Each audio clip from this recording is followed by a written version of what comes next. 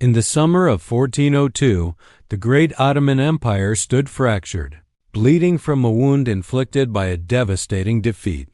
The Battle of Ankara had seen Sultan Bayezid I fall into the hands of the Turco-Mongol conqueror Timur, leaving behind an empire without a clear heir and plunged into disarray. What followed was not a peaceful succession, but a civil war so brutal, so chaotic, that historians would later name it the Ottoman Interregnum. Among Bayezid's sons, Suleiman, Isa, Musa, and Mehmed, each declared himself ruler, each sought power, and each was prepared to kill for it. Yet from the heart of this fratricidal storm emerged Mehmed I, a young prince with a quiet resolve and strategic brilliance, destined to reunify a broken realm and carve his name into the foundations of a future empire.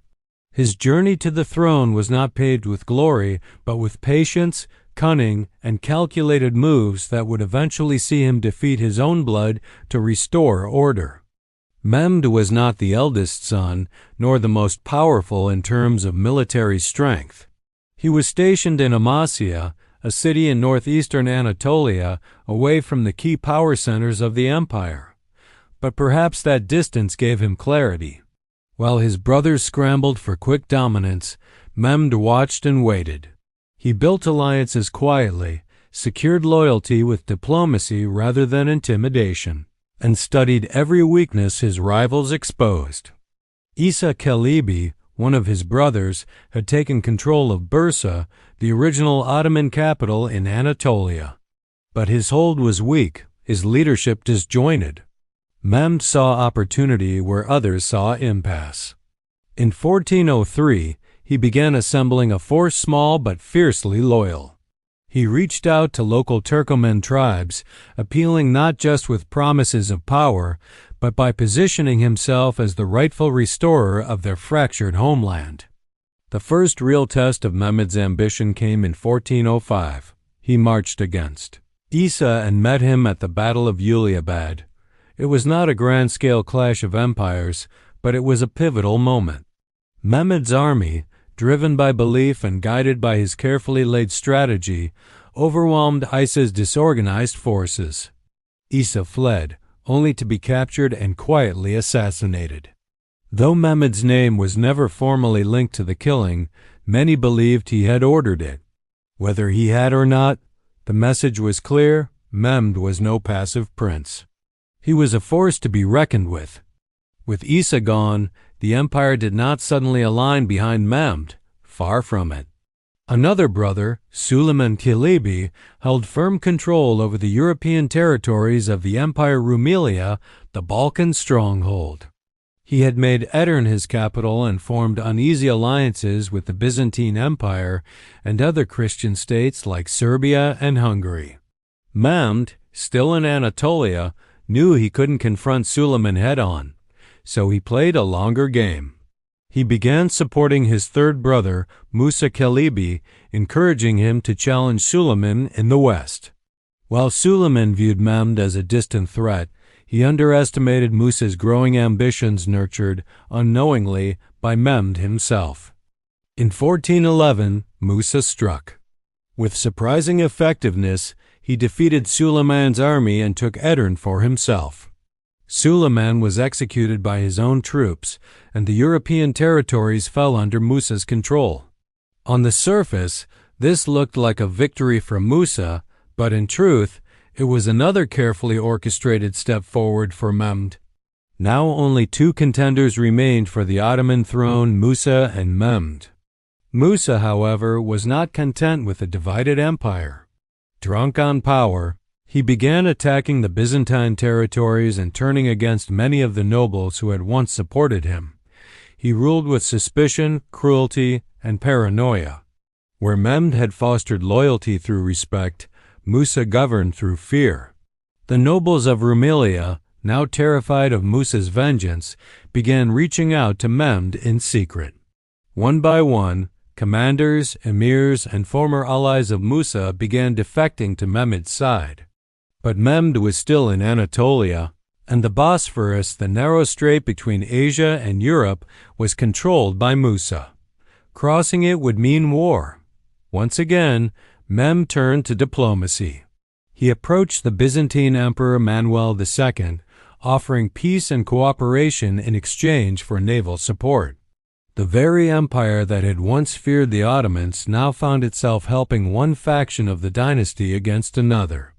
In 1413, with Byzantine ships clearing the way, Mehmed crossed into Europe. The final showdown between Mehmed and Musa occurred near the town of Kamerlu. Musa's forces, though still numerous, were plagued with internal mistrust.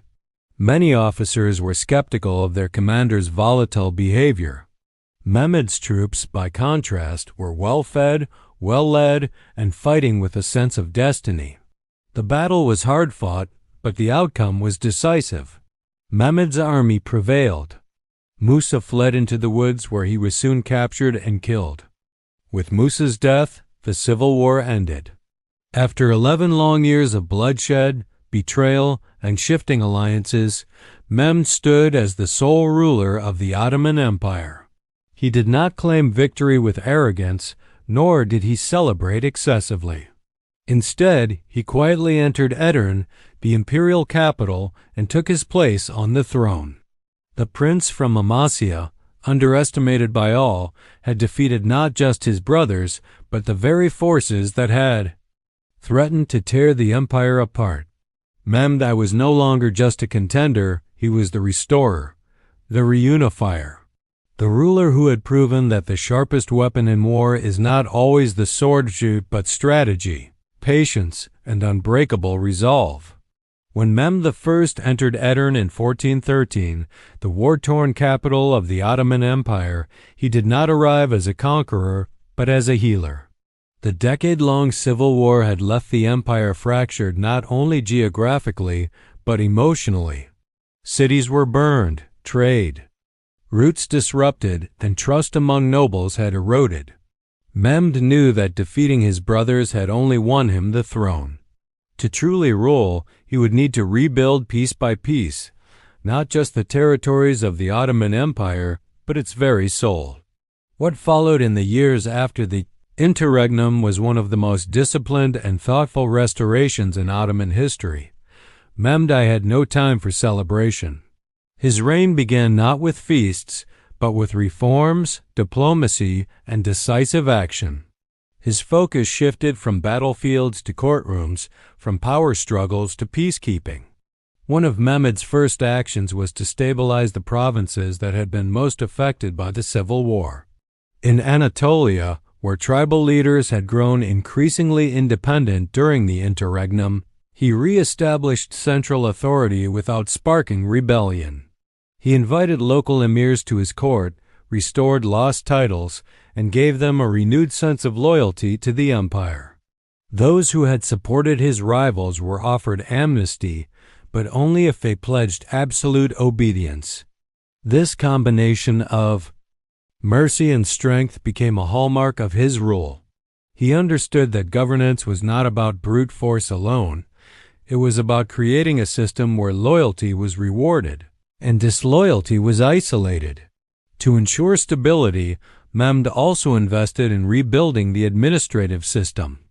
The empire's treasury had been drained, its bureaucracy disorganized.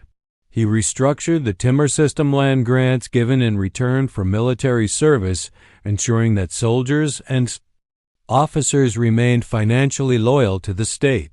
Taxes were standardized, corruption was punished, and the judicial system was reformed to reflect Islamic justice while accommodating local customs. In doing so, Mehmed not only strengthened the state but also re-earned the trust of his subjects.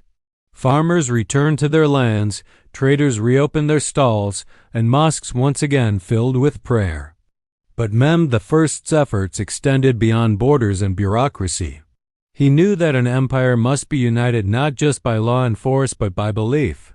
In a time when religious sectarianism could destabilize entire regions, Mehmed adopted a balanced approach.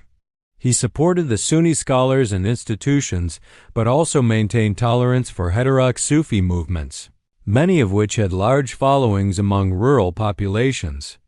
One of the most significant gestures was his patronage of the Mevlevi order, also known as the whirling dervishes, who emphasized love, peace, and spiritual devotion. This move was not only spiritual but strategic. It allowed Mehmed to win the hearts of the Anatolian people without imposing theological rigidity. While peace was restored internally, Mehmed remained vigilant about external threats. During the Interregnum, many Balkan states had grown bold, assuming the Ottoman Empire would never recover. The Byzantines, Serbs, and even the Hungarians had meddled in Ottoman affairs during the Civil War, offering support to rival brothers to keep the empire weak. Mehmed did not forget, but instead of launching impulsive military campaigns, he chose a different path, one of calculated diplomacy and selective retaliation. He reasserted Ottoman authority in the Balkans by restoring old treaties, demanding tribute, and demonstrating that the empire was once again unified and watchful. In some regions, he dispatched military expeditions not to conquer new lands, but to re-establish respect and deter rebellion. One of the most impressive aspects of Mehmed I's rule was his ability to maintain balance between traditional Islamic governance and the needs of a growing, diverse empire.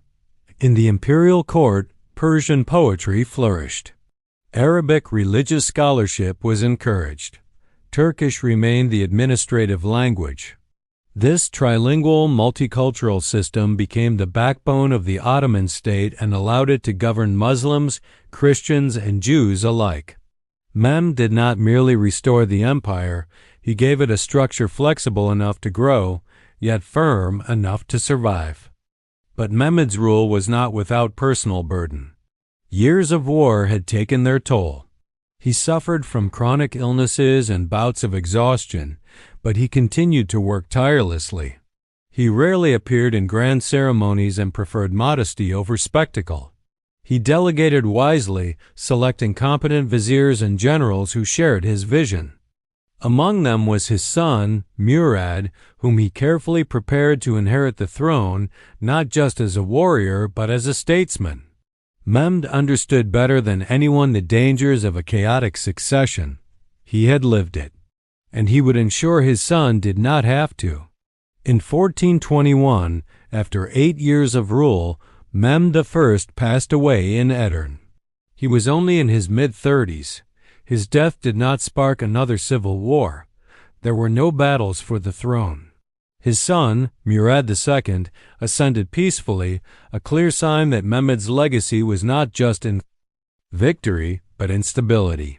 He was later buried in Bursa in a beautifully constructed tomb known as the Yeşil Turb or Green Tomb, a place that would become a symbol of quiet strength and wise rule. Mehmed I is often called the second founder of the Ottoman Empire. Unlike Osman and Orhan, who expanded the empire, or Bayezid, who tried to dominate through rapid conquest, Mehmed built his legacy on restoration. He took a broken empire, torn apart by ambition and fraternal bloodshed, and stitched it back together with diplomacy, reform, and patience. He proved that a true ruler is not one who merely wins wars but one who heals wounds. Centuries later, as Ottoman sultans conquered new lands and built architectural wonders, they did so on a foundation that Mehmed had secured. His reign may have been short, but it was vital. It was during those quiet years after chaos that the Ottomans regained their footing, preparing for the golden age that would follow. Mehmed I may not be the most famous sultan in Ottoman history, but perhaps he is the most important. Without him, there may never have been a Mehmed the Conqueror. Without his sacrifice and steady hand, the empire may have died before it truly began.